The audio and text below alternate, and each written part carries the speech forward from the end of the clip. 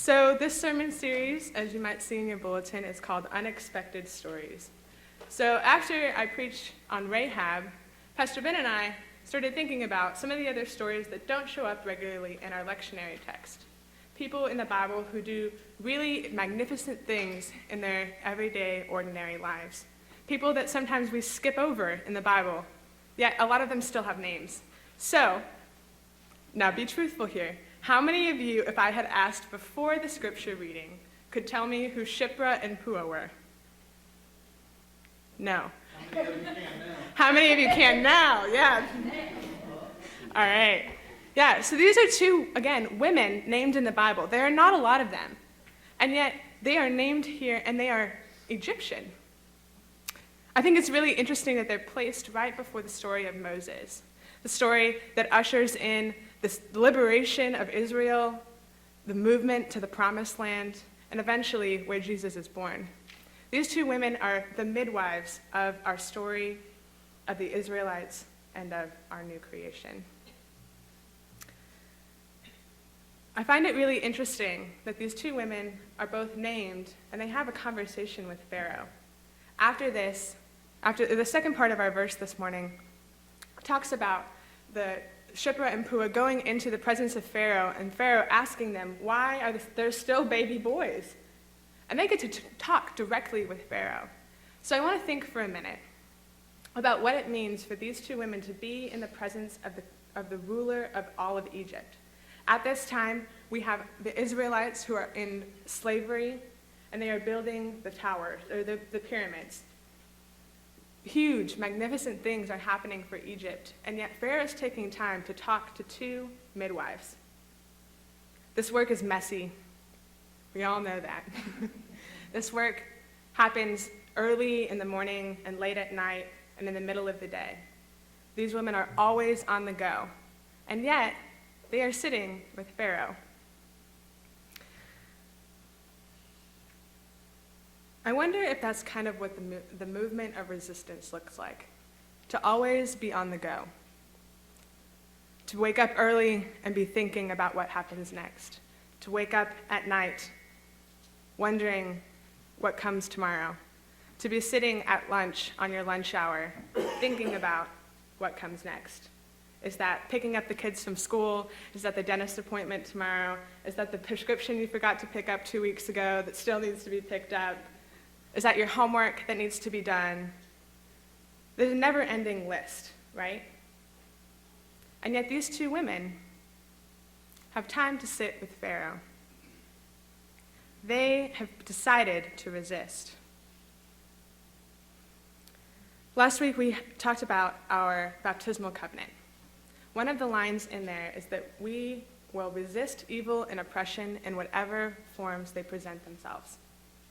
I think it's really important to think about the fact that the midwives did not go out of their way to make a new decision. They were given a command, kill all the baby boys. And they thought about it. And they decided that their job was actually to usher in life, not death.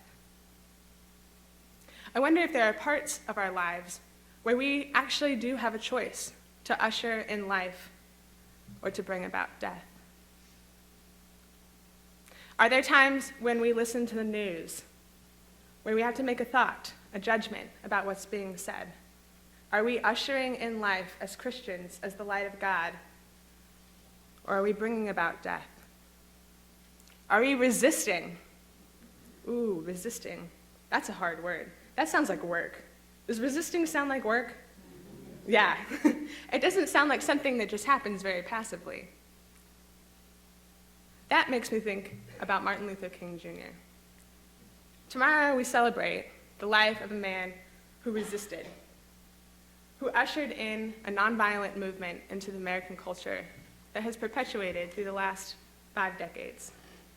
Actually, 6 decades. He resisted, and that work brought about his death. This man was a preacher, and a lot of his speeches and his sermons were about resistance.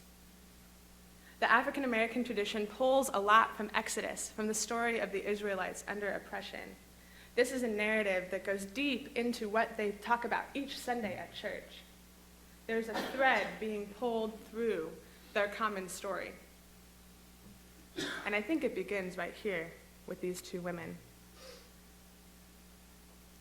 These two women are not Israelite. They are not part of God's chosen people. They are also women. And they are midwives.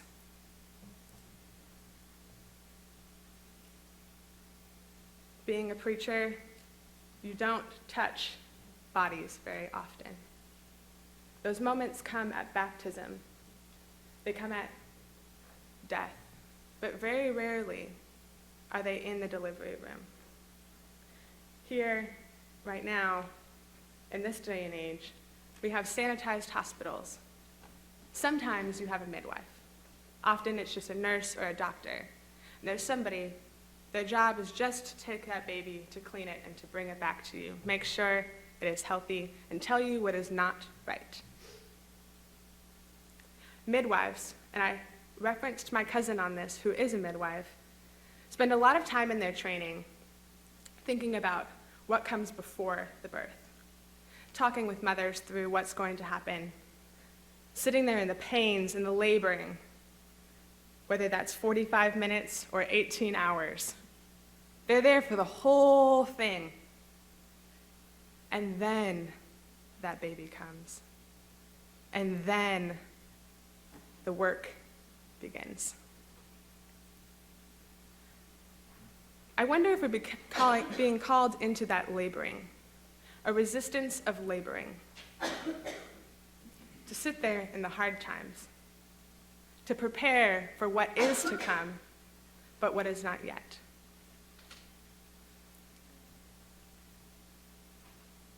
Six years ago, I also woke up on this weekend from a walk-in. I was in high school, and that morning, we didn't attend worship in my home church. We went across town in Long Beach to a church, a Baptist church, and there we had an interfaith service. It was focused on the preachings and the writings of Martin Luther King Jr. We had people from all sorts of faiths, from all different countries, from lots and lots of different socioeconomic, religious backgrounds. And we sat there, and what was really cool, that I thought was really cool, was that as we moved through the service, as we prayed prayers and talked about what it meant to be a person of faith and to be a person acting out against evil and oppression, there seemed to be a lot of similarities. Our prayers all invoked a God who was going to strengthen us for what was ahead. A God who was always going to be with us, even in the laboring, even in the messy parts of delivery, in the blood, in the screaming. And we would make it toward that tiny cry of hope. I think interfaith work is really interesting because it gives us a chance to look at the ways that other people are living out their own faiths. We have Christ, and we know the narrative that gets us to the end. It's really interesting to think about all the people who pull from a different set of sources to get to the same kind of work that we are doing, the resisting evil and oppression. Martin Luther King often quoted Gandhi. He quoted the Bible, women and men not of American origin, not of the Christian faith, of Jewish and Egyptian and Canaanite faiths. Rahab, Shiprah, and Puah. Christ. These people did not have the same faith as we did, and yet we look to them to see what God is calling us to do today. I think what's really interesting about these two women is that they got to listen to the words of power. They got to decide if those words were just. They used their everyday job, what they woke up to and walked into every day to resist that evil, the oppression of the Israelites. And what I think is really interesting is that none of it benefited them. Absolutely none of it benefited them. These were people that were enemies of the state. These were people that were enslaved by the powers and principalities ruling over the Egyptian world at that time. These people were being thought of as less than nothing, easily killed. And yet, when these midwives got to decide if they were going to usher in evil or if they were going to usher in justice, they chose justice.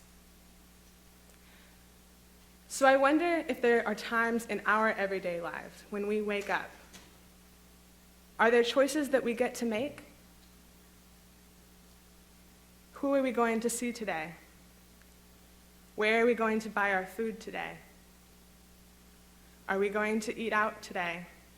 And if so, what are the laws that those workers are working under? When we look to companies that we're purchasing from, we have the power to decide whether or not we support oppression and evil. We have the choice to decide in our simple decisions what we are going to do. And then I think to what we wake up to when we walk into every day. When we walk into schools, are we going to let people be bullied? Are we going to stand up and say something when others are being bullied in front of us? Are we going to say something when the new kid, the kid from another country whose family has just moved here, who doesn't speak English, who doesn't know what it's like to live in North Carolina, who doesn't know anything else about the people around him? What are we going to say? When we walk into the doctor's office and we have conversations with our doctors, we have a position of power. What we do with our bodies is a gift. And it also is sorry, I'm also tired.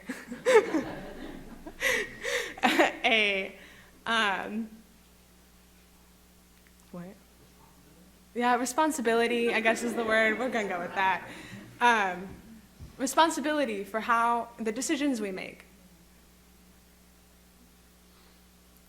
I want you to take 1 minute, 1 full minute, and think about the ways throughout your week, or throughout your job, throughout your retirement hobbies, throughout your schooling, that there might be a small place to begin to resist, to begin to usher in a tiny piece of the justice that Jesus gives us in the new creation.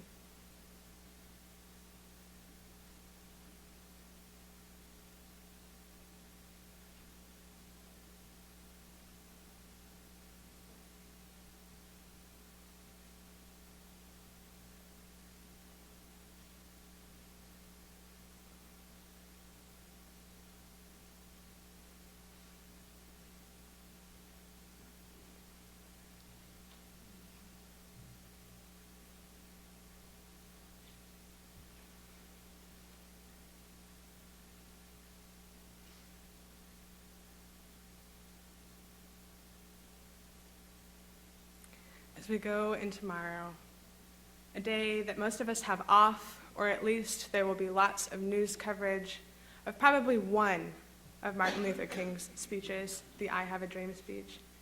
I challenge you on some sort of device to look up one of his sermons, one other speech that you don't know the title of, because I promise you there are hundreds out there. I just challenge you to either think about that title or to listen to that 7-8 minute sermon. He speaks quick and short because he has a point. He often quoted Amos 5:24 and said, "Let justice roll on like a river and righteousness like a never-failing stream." Let justice roll on like a river, and righteousness like a never-failing stream. These midwives lived along the Nile River. They sat at the end of the birth canal. They knew what it was like to sit in a choice where they got to make, in a place where they got to make the choice if they were going to usher in justice. So I say again, let us be midwives, and let us usher in justice. Amen.